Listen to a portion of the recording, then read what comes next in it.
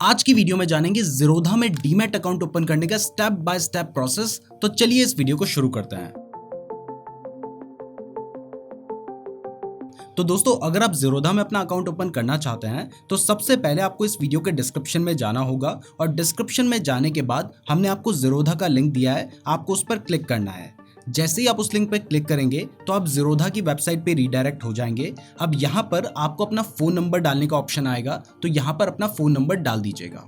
जैसे ही आप अपना फ़ोन नंबर डाल देंगे उसके बाद आपको कंटिन्यू पे क्लिक करना है। अब जैसे ही आप कंटिन्यू पे क्लिक कर देंगे उसके बाद आपके मोबाइल नंबर पे एक OTP आएगा, जो OTP आपको यहाँ पर डालना होगा। अब OTP डालने के बाद आपको वापस से कंटिन्यू पे क्लिक कर देना है। अब नेक्स्ट स्टेप में या तो आप गूगल से लॉगिन कर सकते हैं या फिर अपनी ईमेल आईडी डाल सकते हैं। तो हमने यहाँ पे अपनी ईमेल आईडी डाली है और इसके बाद कंटिन्यू पे क्लिक कर दिया है। अब जैसे ही आप कंटिन्यू पे क्लिक कर देते हैं तो उसके बाद आपकी ईमेल आईडी में एक OTP आता है, वो OTP आपको यहाँ पे डालना होगा। OTP डालने के बाद आपको कंटिन्यू के ऑप्शन पे क्लिक करना होता है। इसके बाद नेक्स्ट स्टेप में आपको अपने पैन कार्ड का नंबर डालना है और डेट ऑफ बर्थ डालनी है और उसके बाद कंटिन्यू के ऑप्शन पे क्लिक करना है। इसके बाद नेक्स्ट स्टेप में आपको अकाउंट ओपन करने की फीस पे करनी होती है, जो कि है 200 रुपीज। और ये फीस आप UPI कार्ड या नेट बैंकिंग के थ्रू पे कर सकते हैं। तो मैं क्योंकि अपनी UPI ID के थ्रू पे कर रहा हूँ तो मैंने यहाँ पे अपनी UPI ID डाल दी है और उसके बाद पे एंड कंटिन्यू पे क्लिक कर दिया है। अब जैसे ही आप पे एंड कंटिन्यू पे क्लिक कर देंगे तो उसके बाद आपने जो भी UPI ID डाली होगी वहां पर पे करने का एक ऑप्शन आएगा, तो आपको पेमेंट कर देनी है। तो यहाँ पर हमारे गूगल पे में पे करने का ऑप्शन आ रहा है, तो मैं इसके थ्रू ज़ीरोधा को 200 रुपीज पे कर रहा हूँ। अब जैसे ही आपकी पेमेंट हो जाती है उसके बाद आपको KYC करने का ऑप्शन आता है, जो कि आप डिजी लॉकर के थ्रू कर सकते हैं। तो इसके लिए आपको कंटिन्यू टू डिजी लॉकर पे क्लिक कर देना है। अब यहाँ पर आपको अपने आधार कार्ड का नंबर डालना होता है और उसके बाद कैप्चा वेरिफिकेशन करने के बाद आपको नेक्स्ट पर क्लिक कर देना है। अब जैसे ही आप नेक्स्ट पर क्लिक कर देंगे उसके बाद जिस मोबाइल नंबर से आपका आधार कार्ड लिंक्ड होगा उस मोबाइल नंबर पे एक OTP आएगा, तो वो OTP आपको यहाँ पर डाल देना है और उसके बाद आपको कंटिन्यू पे क्लिक कर देना है।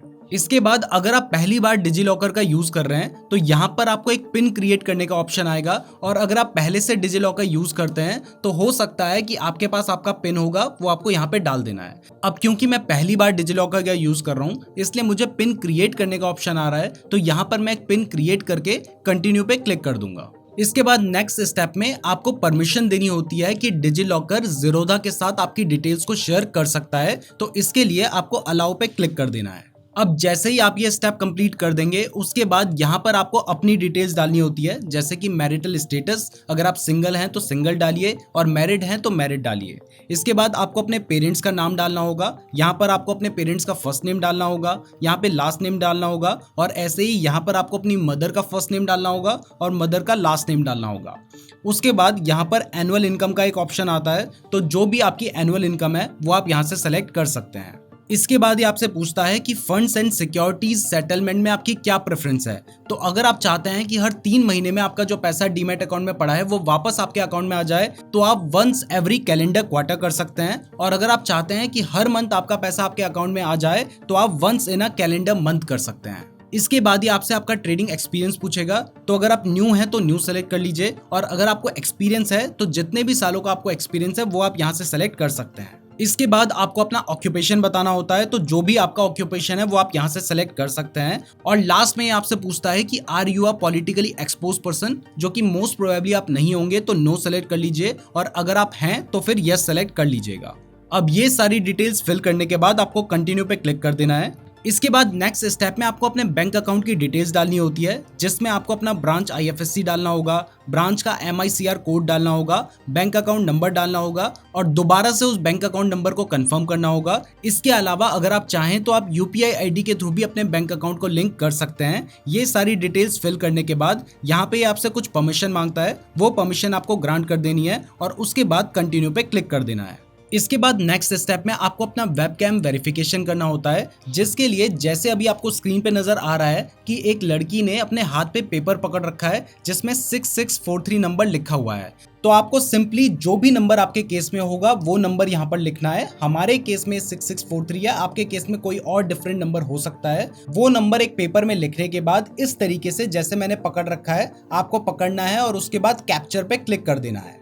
अब जैसे ही आप कैप्चर पे क्लिक करेंगे तो ये आपकी एक फोटोग्राफ क्लिक करेगा। जैसे ही आपकी फोटोग्राफ क्लिक हो जाती है उसके बाद अगर आपको लगता है कि आपकी फोटोग्राफ क्लियर आई है तो आप कंफर्म पे क्लिक कर सकते हैं। और अगर आपको लगता है कि आपको दोबारा से फोटोग्राफ लेनी चाहिए क्योंकि आपका फेस या नंबर क्लियरली दिखाई नहीं दे रहा है तो फिर आप रीडू पर क्लिक कर सकते हैं। आप इस प्रोसेस को जितनी बार चाहें उतनी बार रीट्राई कर सकते हैं और जब आपको लगता है कि आपकी फोटो क्लियरली आ गई है उसके बाद आपको कंटिन्यू पे क्लिक कर देना है। इसके बाद नेक्स्ट स्टेप में आपको अपने कुछ डॉक्यूमेंट्स अपलोड करने होते हैं जिसमें सबसे पहला डॉक्यूमेंट है कैंसिल चेक या फिर बैंक स्टेटमेंट।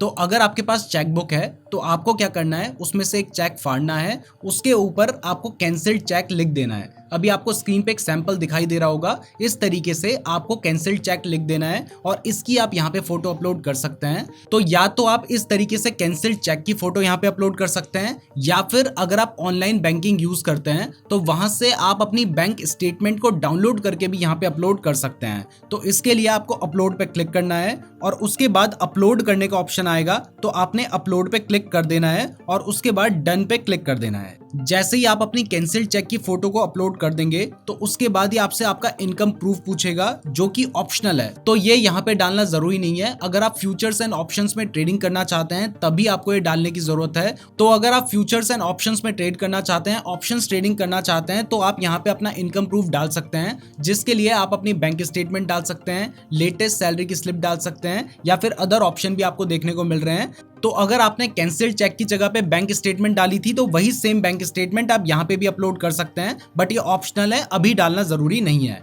इसके बाद नेक्स्ट स्टेप में आपको सिग्नेचर अपलोड करने का ऑप्शन आता है। तो इसके लिए आपको एक व्हाइट पेपर पे अपने सिग्नेचर करने हैं, उसकी फोटोग्राफ क्लिक करनी है और उसके बाद उसको अपलोड कर देना है। तो मैंने ऑलरेडी एक व्हाइट पेज पे सिग्नेचर करके फोटोग्राफ क्लिक कर रखी है, तो अब जस्ट आपको उस फोटोग्राफ को अपलोड कर देना है। और सिग्नेचर की फोटो अपलोड करने के बाद आपको अपने पैन कार्ड की फोटो को भी अपलोड करना है, तो उसकी भी फोटोग्राफ आपको क्लिक करके रखनी होगी और वो आप यहाँ से अपलोड कर सकते हैं। अब जैसे ही आप अपने पैन कार्ड की फोटोग्राफ अपलोड कर देंगे उसके बाद यहाँ पे कंटिन्यू का ऑप्शन आएगा, तो आपने कंटिन्यू पे क्लिक कर देना है। इसके बाद लास्ट स्टेप में आपको नॉमिनी ऐड करने का ऑप्शन आता है। ये आप चाहें तो फिलहाल के लिए स्किप भी कर सकते हैं और जब ये कंपलसरी हो जाएगा तो उसके बाद आपको अपने नॉमिनी की डिटेल्स डालनी होंगी, उसकी डेट ऑफ बर्थ डालनी होगी, ईमेल आईडी डालनी होगी, फोन नंबर डालना होगा, कितना परसेंटेज ऑफ शेयर आप उनको देना चाहते हैं वो यहाँ पे डालना होगा, उनके साथ आपकी रिलेशनशिप क्या है वो डालनी होगी और बाकी डिटेल्स भी यहाँ पे आपको फिल करनी होगी। तो फिलहाल ये कंपलसरी नहीं है इसलिए मैं स्किप फॉर नाउ पे क्लिक कर देता हूं।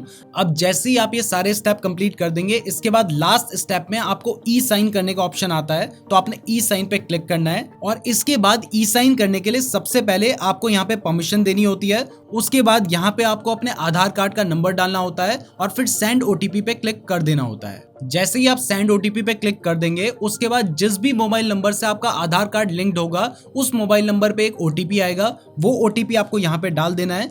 अब जैसे ही आप ये सारे स्टेप कंप्लीट कर देंगे उसके बाद आपको वेरीफाई ओटीपी पे क्लिक कर देना है। अब जैसे ही आप ये सारे स्टेप्स कंप्लीट कर देंगे तो इसका मतलब है कि आपकी डीमैट अकाउंट ओपन करने की प्रोसीजर कंप्लीट हो चुकी है। अब बस ज़ीरोधा आपकी जो सारी डिटेल्स हैं उन्हें वेरीफाई करेगा। अगर आपकी सभी डिटेल्स सही होंगी तो आपका अकाउंट ओपन हो जाएगा और ज़ीरोधा आपका यूजर आईडी और पासवर्ड आपकी रजिस्टर्ड ईमेल आईडी में आपको भेज देगा। और इन केस अगर आपके डॉक्यूमेंट्स में कोई प्रॉब्लम होगी तो आपको ज़ीरोधा की साइट से कॉल आ जाएगा। जैसे ही आप सही डॉक्यूमेंट्स प्रोवाइड कर देंगे तब आपका अकाउंट ओपन हो जाएगा। तो इस वीडियो के डिस्क्रिप्शन में हमने आपको ज़ीरोधा का लिंक दिया है, अभी उस लिंक पे क्लिक करें और अपना डीमैट अकाउंट खोलें। और अगर आप हमारे लिंक के थ्रू अपना डीमैट अकाउंट खोलते हैं तो आप बिल्कुल फ्री में जीत सकते हैं एक स्टॉक मार्केट का कोर्स जिसकी वैल्यू है 5,000 रुपए। तो लिंक डिस्क्रिप्शन में दिया गया है। मैं उम्मीद करता हूं आपको वीडियो पसंद आई होगी। स्टॉक मार्केट में हमेशा अपडेटेड रहने के लिए हमारे चैनल को सब्सक्राइब जरूर कीजिएगा। धन्यवाद।